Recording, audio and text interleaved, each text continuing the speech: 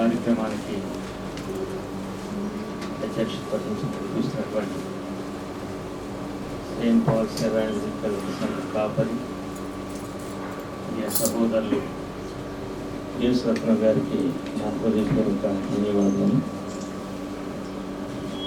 అలాగే pastor Simon గారికి నా నిండు వందనాలు. ప్రియులైన మీకు అందరికీ మరొకసారి నా ప్రేమపూర్వక అభివందనములు తెలియజేస్తున్నాను. గతంలో దుబాయ్ వచ్చినప్పుడు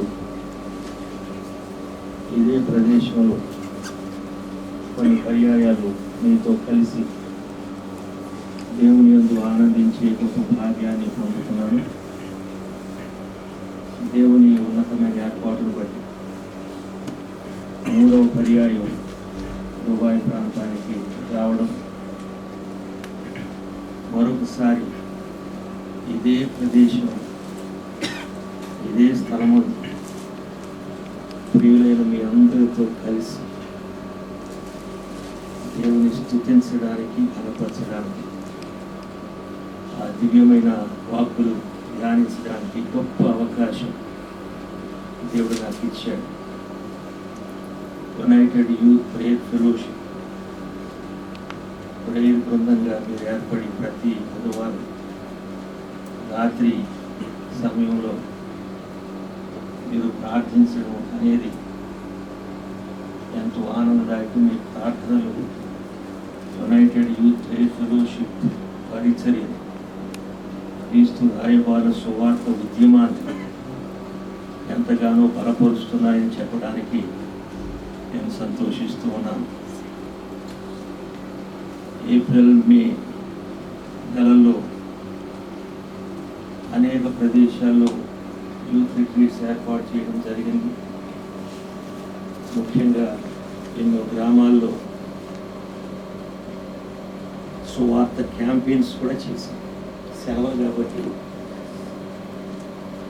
మిగతా రోజుల్లో అయితే నెలకి 1-2 కార్యక్రమాలు, కానీ సమ్మర్ వెకేషన్ కాబట్టి ఎవరెవరో మాకు పెట్టండి అంటే మాకు పెట్టండి, రిట్రీట్ పెట్టండి, క్యాంపెయిన్ జరిపించండి అని చెప్పి వాళ్ళు అడగడం, సరే ఆసక్తి అడుగుతున్నారు కదా అని చెప్పేసి రిట్రీట్స్ పెట్టడం, క్యాంపెయిన్స్ చేయడం ఇటువంటిది జరిగింది. నేను తిరిగి వెళ్ళిన తర్వాత నిశ్చితమైతే జూలై 14వ తారీఖున పాస్టర్ యేసురత్న గారి స్వగ్రామైనటువంటి పెదలంటలో యూత్ రిట్రీట్ జరగబోతుంది. దాన్ని మీతో కూడా ప్రార్థించాలి. వీరికి యవనస్తుల పరిచర్య ప్రార్థన మీద వేసే అభివృద్ధి చెందుతున్నటువంటి పరిచర్య. ఈ పరిచర్యకు అవసరమయ్యేటువంటి నిధుల కోసం వారిని వీరిని అడగడం అనేటువంటిది లేదండి. మనకున్నటువంటి సోర్సు మన ప్రభువే.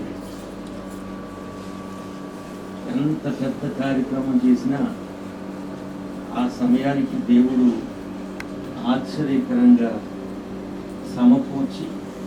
సమకూడి జరిగిస్తాడు. వేల మందితో కార్యక్రమాలు జరిగాయి. ఇక్కడ అందరికీ తెలియకపోయినా కొందరికైనా ఆ సంగతి తెలుసు. ఐక్య క్రైస్తవ యువజన సదస్సులని ఎక్కడెక్కడైతే ఈ పరిచర్య విస్తరించి ఉందో వారందరినీ కలుపుకొని భారీ స్థాయిలో సదస్సులు నిర్వహించడం జరిగింది. 2005లో దాదాపు 10,000 మందితో జరిగించాలనుకున్నప్పుడు దేవుడు మన ఆశను సిద్ధింపజేశాడు. ఆ తర్వాత ప్రాంతీయ సదస్సులు ఏర్పాటు చేయడం జరిగింది. మొట్టమొదటి సెక్రటరీపల్లిలోనే కేవలం 2-3 మండలాలకు సంబంధించి ప్రాంతీయ సదస్సు 2-3 మండలాలకే పరిమితం చేశాం కాబట్టి ఒక 2,000 మంది అయినా రాకపోతారా అని చెప్పేసి అనుకుంటే దానికి దాదాపు 4,000 మంది వచ్చారు. అయితే ఆ కార్యక్రమం వీడియో తీశారు కానీ ఆ కాపీ నా దగ్గర లేదు. ఎంతవరకు ఎంత పెద్ద పెద్ద కార్యక్రమాలు చేసినా ఈ ఉద్యమంలో ఇంకా ఒక చిన్న లోటు ఏంటంటే ఈ రికార్డెడ్గా వాటికి పొందుపరచడం అనేటువంటిది లేదండి. ఏదో దేవుని కార్యాలు చేస్తున్నాం, దేవుని కార్యాలు జరిగిపోతూ ఉన్నాయని అనుకోవడమే కానీ మరి దేవుడు అక్కడ ఆలస్యమైతే మన తర్వాత తరాలకి మరి అవి ప్రోత్సాహకరంగా ఉంటాయి, వాటిని పొందుపరచాలనేటువంటిది లేదు. ఇప్పుడిప్పుడే ఎలక్ట్ అవుతూ ఉన్నాం కనుక ఈ దుబాయ్ ఇచ్చిన తర్వాతే 2005లో జరిగినటువంటి ఆ కార్యక్రమానికి సంబంధించినటువంటి సీడీ బ్రదర్ యేసరత్న గారి దగ్గర నుంచి పట్టుకెళ్ళాను. ఇక 2008లో సెక్రటేరియట్పల్లి హై స్కూల్ గ్రౌండ్లో దాదాపు 4,000 మందితో జరిగినటువంటి ఐక్య క్రైస్తవ యువజన ప్రాంతీయ సదస్సుకు సంబంధించినటువంటి ఆ సీడీ కోసం వెదిగితే పుల్లగా అనిపించింది కానీ సీడీ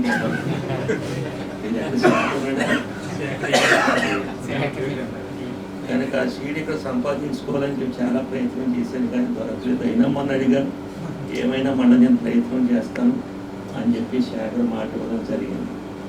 కనుక దేవుడు అద్భుత కార్యాలు జరిగిస్తూ ఉన్నాడు. కనుక ఆ పరిచర్య విధానాన్ని వివరించడానికి ఇది సమయం కాదు. అద్భుత కార్యం జరిగిస్తున్నాడు. కనుక ఈ ఉద్యమం నడుస్తుంది అంటే ఏదో కొందరు వ్యక్తులను బట్టి నడుస్తుంది అని అనుకోవడం 100% సరికాదు. ఇది కేవలం దేవుని యొక్క ఉన్నతమైన ఏర్పాటును బట్టి జరుగుతుంది అనేది సత్యం. కనుక ఈ పరిచర్యలా జరిపిస్తూ ఉండగా దేవుడు ఎంతెంత అద్భుత కార్యాలు చేశాడు అనేది వివరించడానికి ఇది సమయం కాదు. కనుక ఒక దర్శనం గురించి గతంలో చెప్పుకుంటాం. అంతర్వేది విజయ్ కుమార్ గారికి దర్శనం రావడం, మేము రామేశ్వరంలో మీటింగ్ అయిన తర్వాత మేము మాట్లాడుకుంటూ ఉన్నాం. అప్పుడు జయరాజు ఉండండి. అంతర్వేదిలో జరగాలి, అక్కడ మనకి సజావుగా కార్యక్రమాలు జరగాలంటే అంటే సంజయరావు అన్నాడు, అన్న విజయ్ కుమార్ నిలబడితే మనకు పని తేలిపోతుంది. అప్పటికి విజయ్ కుమార్కి ఇక్కడ ఈ రామేశ్వరంలో కార్యక్రమం గురించి తెలియదు. అసలు ఈ క్రీస్తు రాయబారుల సువార్త ఉద్యమం గురించి తెలియదు. అప్పుడప్పుడే ప్రారంభమైనంత ముందే. అయితే మీరు విజయ్ కుమార్ కలవండి, నేను కూడా చెప్పమన్నానని చెప్పండి అని చెప్పేసి అన్నాం. తర్వాత తెల్లవారిన తర్వాత రాత్రి 11 ఉండిపోయాం. దూరాన్ని వచ్చినాడు కనుక నాకు ఎక్కడో వీడిది ఏర్పాటు చేశారు కానీ ప్రదర్శన ఎక్కున్నారు కదా, నేను అక్కడికి ఏమి వెళ్తానని చెప్పి రాత్రి కూర్చుండిపోయాం. తెల్లవారుతండగా అక్కడ పొట్టలో ఒకటి తెచ్చాడు. కనుక వేడిగా వాయి తెచ్చినందుకే 2-3 ఇడ్లీలు పట్టుకొచ్చాను. ఈ లోపల ఆ 10 పొలంతో కడిగేసుకుని ఆ ఇడ్లీ తినేసి మొట్టమొదటి టీము చందపల్లి ఏర్పడిన చందపల్లిలో వచ్చారు. వాళ్ళు వెళ్ళిపోయారు. రామరాజు వెళ్ళిపోయారు. ఎక్కడెక్కడి నుంచి వచ్చారో వాళ్ళు వెళ్ళిపోయారు. నేనేమో ఆదివారం సెక్రటరీపల్లిలో మాట్లాడవలసి ఉంది కాబట్టి నేను సంజయరావు కూడా వాళ్ళ అత్తోరింటికి వెళ్ళిపోయాను. ఇంకా పూర్తిగా తెల్లారలేదు. స్నానం చేసేది మళ్ళీ అక్కడ నాకు బ్రేక్ఫాస్ట్ పెట్టినప్పుడు కనుక ఏ విజయ్ కుమార్ దగ్గరికి అయితే వెళ్ళండి, విజయ్ కుమార్తో చెప్పండి, అతని సహకారం తీసుకోండి. ఏమైనా సరే అంతర్వేదిలో సువార్త దండయాత్ర జరగాలి, అక్కడ ఒక సువార్త బృందం ఏర్పాటు చేయాలని చెప్పి అన్నాము. అదే విజయ్ కుమార్ తెల్లారక ముందే దేవుడు మా దగ్గరికి తీసుకొచ్చాడు. నిజంగా అది వివరించడం టైం లేదు కానీ చాలా ఆశ్చర్యం అండి. బయట స్కూటర్ శబ్దం వినపడడంతో ఆ లోపలి నుంచి చూసాం విజయ్ కుమార్ అన్న ఉంటే నేను మాట్లాడొస్తానని చెప్పి మన సంజయరావు గారు బయటికి వెళ్ళారు. వెళితే అంటాడు కదా, బ్రదర్ షర్ట్ వేసుకురండి, అర్జెంటుగా మనం రావులపురం అన్నకు ఫోన్ చేయాలి అని చెప్పి. అంటే అంత ముందు రాత్రి రామేశ్వరం కార్యక్రమం తెలియదు. ఆ మధ్యరాత్రి దాటి ఆ 3 గంటల ప్రాంతంలో విజయ్ కుమార్ గురించి చర్చించుకున్న మన సంగతి తెలియదు. కనుక అన్నా రండి అంటే అప్పుడు సెల్ ఫోన్లు పెద్దగా లేవు. ఇది 1998లో మాట నేను చెప్తున్నాను. కనుక సెల్ ఫోన్ల వ్యవహారం లేదు కనుక బయటికి వెళ్ళాలి. రాబోదు మీరు షర్ట్ వేసుకురండి, రావుల పని అన్నకు ఫోన్ చేద్దామంటే ఏంటో సంగతి చెప్పి అంటాడు. ఇంత లోపల సంగతి అంటే చెప్పలేదు. బాగా కదా మీ షర్ట్ వేసుకుంటే అంతా చెప్తాను కదా మీరు రండి అని చెప్పేసి అంటే కంగారేం పడకలే అన్న లోపలే ఉన్నాడని చెప్పేసి అన్న లోపల ఉన్నాడు అని చెప్పి ఆశ్చర్యపోయి సరే లోపలికి వచ్చాడు. ఏంటి సంగతి అని చెప్పంటే అన్న రాత్రి నాకు దర్శనం వచ్చింది. ఏంటి దర్శనం అంటే ఆంధ్రవేది పల్లిపురం ఆ ప్రాంతం అంతా కూడా సువార్త దండయాత్ర చేస్తున్నట్టుగా దర్శనం వచ్చింది. నాకు వెలకు వచ్చింది చాలా స్పష్టంగా. ఆ ప్రాంతం అంతా సువార్త దండయాత్ర చేస్తారట. తిరిగి వచ్చేసిన తర్వాత వాళ్ళు చర్చిలో కూడుకున్నారట. చర్చ్ అంతా కిటకిట ఆడిపోతుందట. బయటతో వంటలు చేస్తున్నట్టు, యవనస్తులు అటు ఇటు తిరుగుతున్నట్టు ఇలాగా ఉందట. వాళ్ళ నాన్నగారు అక్కడ నిలబడి ఉన్నారట. వాళ్ళ నాన్నగారి దగ్గర ఈయన నిలబడ్డాడట. బాబు కార్యక్రమం భలే జరుగుతుందని వాళ్ళ నాన్నగారు అన్నారట. ఆ తర్వాత వాళ్ళ నాన్నగారు చర్చిలో వెళ్ళి అప్పుడే కార్యక్రమం అయిపోయింది అనుకోవద్దు, ఇంకా ఓ ప్రసంగం ఉంది, ఆ తర్వాత ఏమి యేసుప్రభు సింహం ఉందని చెప్పారు. మెరుగు వచ్చి కనుక ఇంత స్పష్టంగా నాకు దర్శనం వచ్చింది అంటే కనుక ఈ అంతర్వేది ప్రాంతంలో సువార్త ప్రకటించాలని దేవుని ఉద్దేశం.